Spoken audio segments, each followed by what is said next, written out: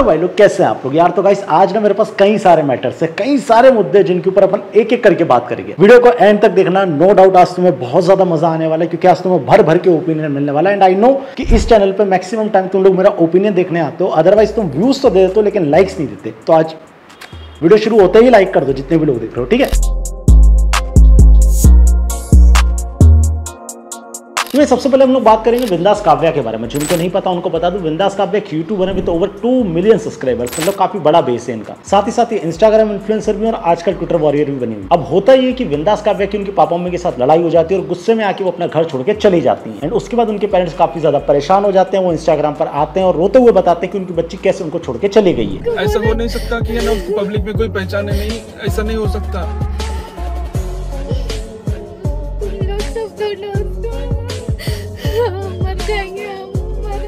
फिर भी search operation चलता है और उसके बाद हमारी एमपी पुलिस इटारसी जंक्शन पे बिंदास काव्या को पकड़ लेती है और उसके बाद उनकी फैमिली को सौंप देती है। हमारे जीआरपी इटारसी की पुलिस ने मुस्तैदी से सर्च करते हुए कुशीनगर एक्सप्रेस को सर्च किया, तो चूंकि फोटो हमें मिल गया था, उस फोटो के माध्यम से बिटिया की पहचान हुई और बिटिया को हम लोग सुरक्षित लाए और उसके सम्मान को देखते हुए बढ़िया सुरक्षित रखे, खाना वाना खिला के उनके परिजनों को अवगत कराए। अब काव्या जी घर से क्यों गई ये तो काव्या जी जानती है और उनके माँ बाप जानते हैं। हालांकि इनका ऐसा कहना है कि लड़ाई झगड़े में गए होंगे और उसके ऊपर मेरे को जाना नहीं, क्योंकि ये दोनों का पर्सनल मैटर है। दूसरे नंबर पर बिंदास काव्या के सपोर्टर्स को कहना चाहता हूँ कि इतना ज्यादा परेशान होने की जरूरत नहीं थी। काव्या ऑलरेडी अपने ट्विटर बायो में कह चुकी है शी लव्स टू ट्रैवल। जब उसे ऑलरेडी घूमना पसंद है तो वो घूमेगी ही ना। आई नो बेकार जोक है, लेकिन मैं इस जोक को ज्यादा नहीं खींच सकता जस्ट बिकॉज काव्या मेरी दोस्त है और उनके फादर भी मेरे दोस्त हैं और दोस्ती यारी में इतना ही काफी होता है। ज्यादा इस कंटेंट को नहीं खींचूंगा। दूसरी बात, बहुत सारे लोग बोल रहे हैं कि इन लोगों ने स्क्रिप्टेड किया तो भी मुझे फर्क नहीं पड़ता, ना तुम्हें पढ़ना चाहिए। हाँ, ये था कि काव्या घूमी थी तो हम लोगों को सपोर्ट करना चाहिए था, उसे ढूंढवाना चाहिए था, वो मिल गई, दैट्स इट। इतने पे खत्म हो जाना चाहिए ये कंटेंट। इसके अलावा इसके ऊपर बात करने के लिए कुछ भी नहीं है। नाउ बात करते हैं क्वीन एलिजाबेथ के बारे में।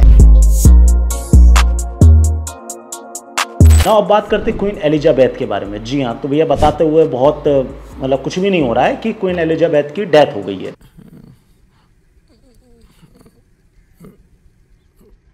भगवान शांति दे आत्मा को इसकी। अब जिनको क्वीन एलिजाबेथ के बारे में कुछ भी नहीं मालूम, जाकर गूगल कर लो, पता चल जाएगा। मैं इनके बारे में ज्यादा ब्रीफ में नहीं बताऊंगा, आपको सिंपली इनके परिवार के बारे में बताऊंगा, क्योंकि इनके बारे में जानो ना जानो वो एक अलग विषय है, लेकिन इनके परिवार के बारे में जानना बहुत जरूरी विषय है। आई बात समझ में ना। क्वीन एलिजाबेथ उसी परिवार से आती है जिस परिवार ने भारत के ऊपर अवैध रूप से कब्जा कर रखा था। कई सालों तक हमको प्रताड़नाएं दी और कई लोगों को, हमारे हजारों लाखों लोगों को इन लोगों ने मार दिया। ये उसी परिवार से आती है। क्वीन एलिजाबेथ उस खानदान से आती है जिस खानदान के लोग, चाहे इनके पिताजी हो चाहे इनके दादाजी हो, वो लोग थे जिन्होंने हम लोगों से बेमतलब के टैक्सेस वसूले। और जब हम टैक्स नहीं दे पाते थे, जब भारतीय टैक्स नहीं दे पाते थे, तो ये उनकी महिलाओं को, उनकी बीवियों को, उनके बच्चों को धूप में पिंजरे में रख के, मतलब आज सोच रहे क्रूएल्टी क्या हो सकती है। धूप में पिंजरे में हमारी महिलाओं को रखते थे ताकि वो तड़पें और हम लोग भैया मजबूरी में अपनी तरफ से टैक्स निकाल के दे दे, चाहे हमारे पास हो अथवा ना हो। इन्हीं ब्रिटिशर्स के इलीगल टैक्सेस के चक्कर में ना जाने कितने हिंदुस्तानी भूखे रह के मर गए। ये उसी खानदान से आती है। और वो सब छोड़ो, मैं ज्यादा पास्ट में नहीं जा रहा। 1947 में जिस तरीके से भारत को डिवाइड किया गया, उसमें भी इनके परिवार का अहम रोल था। डिवाइडेशन के वक्त किस तरीके से हिंदुस्तान से पाकिस्तान जाने वाली ट्रेनों में और पाकिस्तान से हिंदुस्तान आने वाली ट्रेनों में लाशें गई थी लोगों की, ये बताने की जरूरत नहीं। कितने परिवारों ने अपना घर छोड़ दिया, कितने परिवार बर्बाद हो गए, मौत के घाट उतर गए। ये सब जो चीजें हुई थी वो इनके परिवार के थ्रू हुई थी। नाउ पॉइंट इज दैट, जिसको दुखी होना है हो सकता है। ना मैं साउथ दिल्ली की लावण्या हूं, ना ही मैं वो हूं, और ना ही मैं वो सरदार हूं जिसे वीजा चाहिए और अपनी छाती पे वो टैटू बनवाऊं।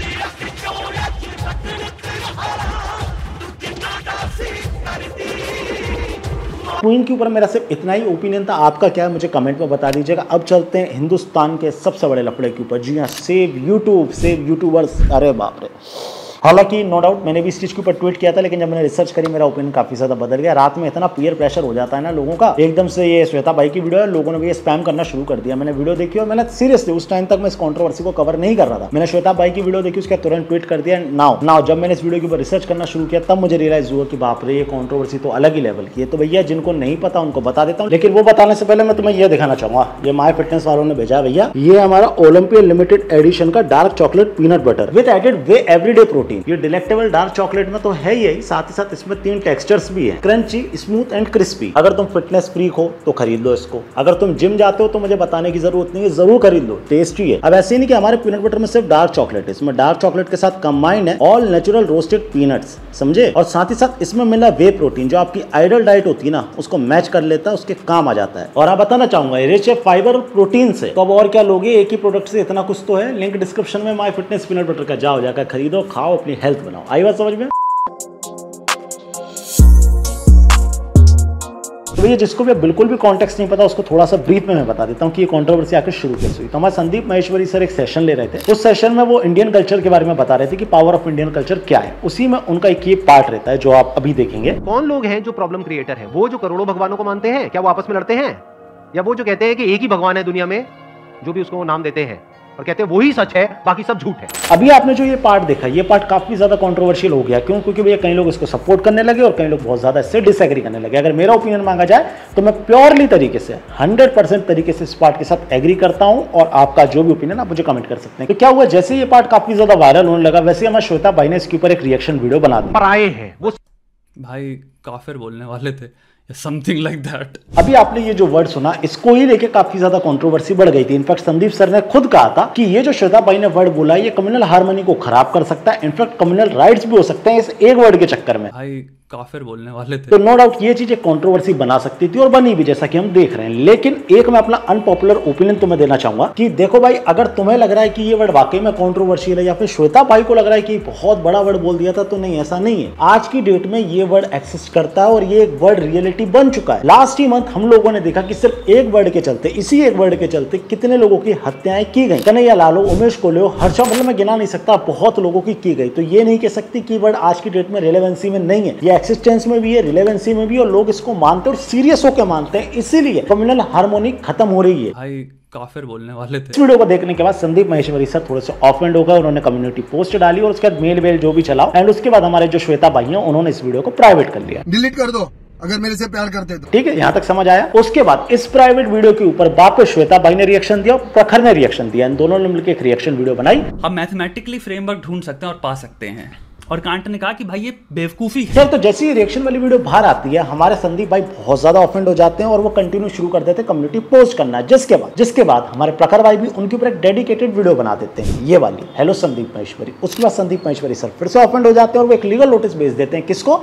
प्रखर को। ये कंट्रोवर्सी चली रही थी, इसमें से साइड हट जाते हैं श्वेता भाई, और किसके बीच रह जाती है कंट्रोवर्सी? प्रखर वर्सेस संदीप महेश्वरी। आई बात समझ में ना? उसके बाद संदीप सर थोड़ा सा और कंट्रोवर्शियल हो जाते हैं, वो अपने चैनल पे एक वीडियो डाल देते हैं प्रखर के ऊपर डेडिकेटेड, एंड ये कंट्रोवर्सी चलती ही रहती है, थोड़ी मोड़ी, और उसके बाद एकदम से शांति हो जाती है। जैसे तूफान के बाद आती है ना शांति, बिल्कुल वैसी शांति हो जाती है। देन सडनली श्वेता भाई की एक वीडियो आती है जिसमें वो बताते हैं कि उनकी फाइनेंशियल कंडीशन अच्छी नहीं चल रही है, उनकी मम्मी को कैंसर है। श्वेता भाई, मैं भगवान से प्रे करूंगा और नो डाउट आपकी मम्मी जल्दी रिकवर होंगी, ऐसी हम सबकी प्रार्थना है, मेरी नहीं, मेरे सब्सक्राइबर्स नहीं, सभी लोगों की, जितने भी लोग आपको देख रहे हैं, सपोर्ट कर रहे हैं, सबकी प्रार्थना है। एंड जल्दी आप इस चीज से निकल जाएंगे, मम्मी जल्दी रिकवर हो जाएंगी, ये मैं प्रे करता हूं, एंड जल्दी ऐसा होगा ही, आई नो।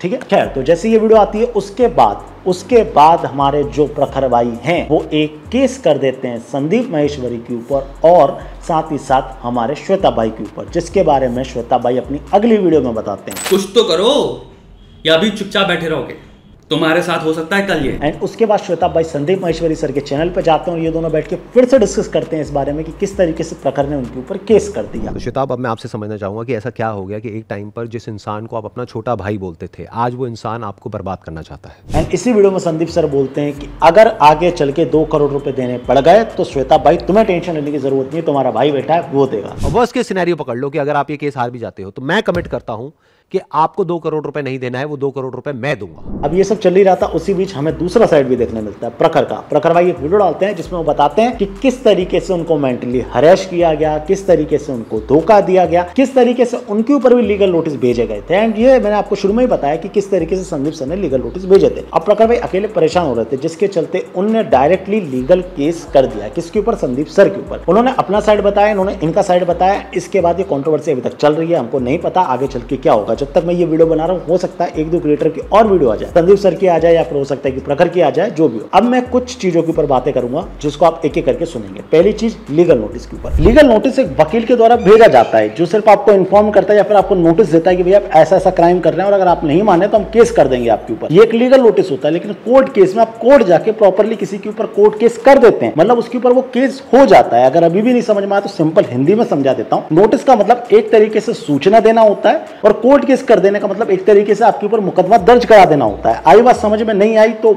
नहीं आई यार, मैं ज्यादा क्या एक्सप्लेन करूं तुम्हें। अगर हम फैक्चुअल बात करें तो भैया पहली बात तो संदीप सर को लीगल नोटिस भेजना ही नहीं चाहिए था। अगर आपको वाकई में लड़ना है, कंट्रोवर्सी ही करनी है तो कंट्रोवर्सी कर लो, और अगर आपको लड़ना नहीं है, शांत रहना है, मैच्योरिटी दिखाना है, और अगर आपको सिर्फ लॉ और लॉयर्स के थ्रू ही बात करनी है तो आपको वीडियो या कम्युनिटी पोस्ट डालने की जरूरत नहीं थी। आप एक लीगल नोटिस भेजते या फिर एक डिफेमेशन का केस फाइल कर देते, यहाँ तक ये खत्म हो जाता। पहला कॉन्टेक्स्ट। दूसरी बात, क्या केस करना सही है? कुछ कॉन्टेक्स्ट में सही है। जिस तरीके से अभी तुम देख रहे हो तनेजा सर वाला, तनेजा सर के ऊपर लाइव मिनट ने जिस तरीके से कंट्रोवर्सी क्रिएट करी, जिस तरीके से उनके ब्रांड को कैंसिल करने की सोची, तो भैया तनेजा सर को केस करना चाहिए था। उस कॉन्टेक्स्ट में एकदम सही है। नाउ अगर आज की डेट में बॉलीवुड का मजाक उड़ा रहा हूं और कोई बॉलीवुड वाला उठा के मेरे ऊपर डिफेमेशन का केस कर देगा तो मैं तो यही कहूंगा ना, अगर मैं आपसे बोलूं तो मैं विक्टिम ही रहूंगा उस केस में, जस्ट बिकॉज सामने वाली पार्टी मेरे से बड़ी है। नाउ अगले कॉन्टेक्स्ट में ये बात आती कि जिस तरीके से श्वेता भाई ने बोला और संदीप सर ने भी बोला, दोनों ने बोला कि भाई केस करना बिल्कुल भी सही नहीं है, ये एक तरीके से फ्रीडम टू स्पीच को छीन लेगा। अगर यही सही बात थी, अगर अपने को वाकई में फ्रीडम टू स्पीच को डिफेंड करना था तो हमको प्रखर की वीडियो से ऑफेंड होना ही नहीं चाहिए था। अगर आप प्रखर की बातों से ऑफेंड हो गए, उसको लीगल नोटिस भेज रहे हो, तो डेफिनेटली आप भी फ्रीडम टू स्पीच को सपोर्ट तो नहीं कर रहे। आपकी फ्रीडम टू स्पीच है तो प्रखर की भी है। ये बात समझ में आई। नाउ तीसरे कॉन्टेक्स्ट के बारे में बात करते हैं। क्या